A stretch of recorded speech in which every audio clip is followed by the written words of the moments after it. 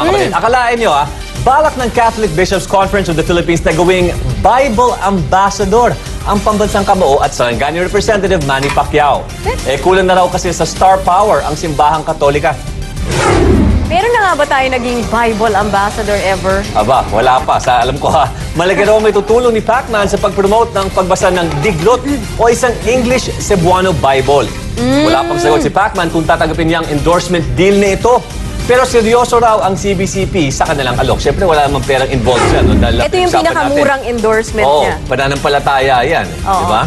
In that case, malaki rin. Hindi lang pinansyal ang reward. Baka daw sakali kasi partner, na yung kung kamay ng pambansang kabaho ang may hawak ng Biblia, baka daw mas lumami ang hindi gumawa ng kasalanan. Aha, at sabi nga niya, nagbagong buhay na rin siya. Oo nga. Diba? Tama. Kaya siyempre, bago tayo manakaut dyan sa iba't ibang mga balita, eto na. Talagang mananakaut kayo sa ating mga headline. Ngayong gabi, pagrat-rat sa isang lalaki sa Pasay City sa pool ng CCTV. Patay! Suspect bumalik pa para siguraduhin na puruhan ang biktima. Mega World ipinaliwanag sa impeachment hearing kung bakit 40% ang ibinaba ng presyo ng Bellagio unit ni CJ Corona. 2 sa 3 kaso ng Mega World sa Supreme Court. Di pa nga raw pinaboran ni Corona. Nag-iiring ang legal wife at live-in partner ni Congressman Iggy Arroyo. Ceasefire na nga ba? Paglilibingan na pagkasunduan na raw. Mga teenagers sa Japan wala na raw hilig sa sex? Tumatandang populasyon ng mga Hapon, nanganganib na nga ba? Sa Rescue 5, lalaking sugatan matapos maipis na tumagilid na jeep sa Antipolo. Driver at backride, tumakas. Sa balitang Hollywood, Kim Kardashian at mga utol nito nag-post ng topless. Bakit kaya? Dagang malakas, humilik. Patok sa internet. At People's Champ Manny Pacquiao nakapili na raw ng lalabanang sa darating na Hunyo. Kung sino siya, kilalanin. Pacquiao balak din gawing spokesperson ng simbahan sa pagbabasa ng Biblia.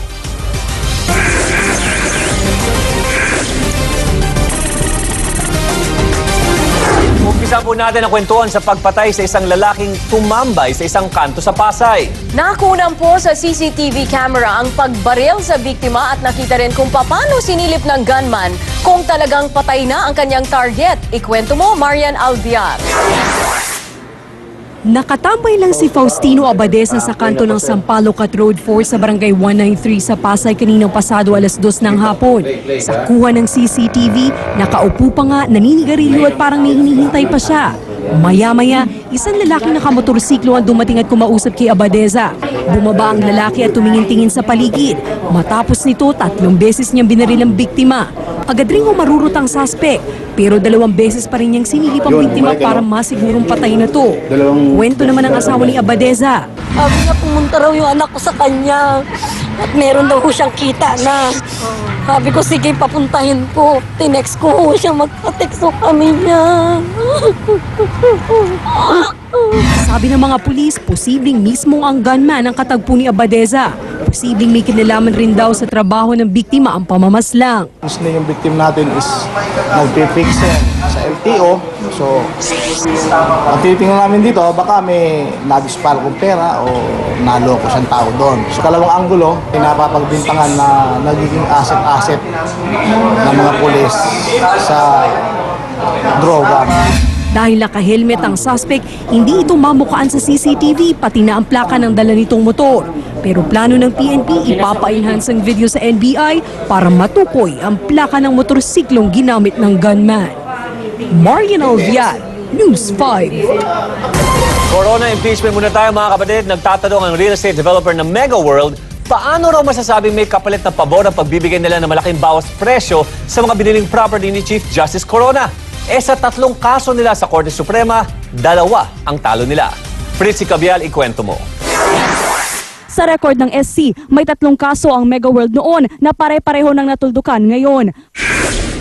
Una, ang kasong Mega World versus Judge Corbate case noong 2004. Tungkol ito sa hindi pagbabayad ng Mega World ng 25 milyong pisong komisyon sa 2 broker ng real estate property sa Lapu-Lapu City, Cebu.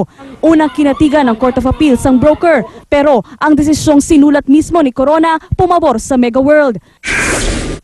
Noong 2007 naman, dinismiss ng SC ang petition for review ng Mega World sa isa pang kaso na isinampa naman ng Celerica Holdings. Tungkol naman ito sa away sa buy and sell contract. Ang resulta, nagbayad ang Mega World ng mahigit 14 million pesos at condo unit. Hindi si Corona ang sumulat ng desisyon, pero pinaboran niya ang pasyang pagbayari ng Mega World. Noong October 2009 naman, natalo muli ang Mega World at nagbayad ng halos 21.7 million pesos sa complainant na si Mila Tanseco. Kinatigan din ni Corona ang desisyong di pabor sa Mega World. Inilabas ng SC ang desisyon ilang araw bago ang huling pagbabayad ni Corona sa amortization ng Bellagio unit niya. Sa tatlong nasabing kaso, Associate Justice pa lang si Corona. Sa pahayag ng Mega World, tinawag nitong malisyoso ang mga alegasyon na binigyan nila ng special favor si CJ Corona. Napatunayan naman daw sa mga natalo nilang kaso na hindi sila pinaboran kahit minsan ng punong maestrado. Fritzy Cabial, News 5. Absent sa impeachment trial si Senadora Miriam Defensor Santiago kanina, pero idinaan naman niya ang kanyang pagkabwisit at pagkadismaya sa trial sa pamamagitan ng isang sulat. Dito po binweltahan ng senadora ang mga politiko na bumabatikos sa umano'y pamamahiyan niya sa mga prosecutor. Tinawag niya silang submental cretins. Nako, cretin, ibig sabihin nun, stupido, hindi ba? O walang alam. Lalo na po kung paano kontrolin ang impeachment proceeding na siya daw pangunahing trabaho ng isang senator judge. Gusto ng senadora, madaliin na ang trial. Hindi na rin daw niya papatulan ang mga pag-atake sa kanya dahil baka ma-stroke lang daw siya.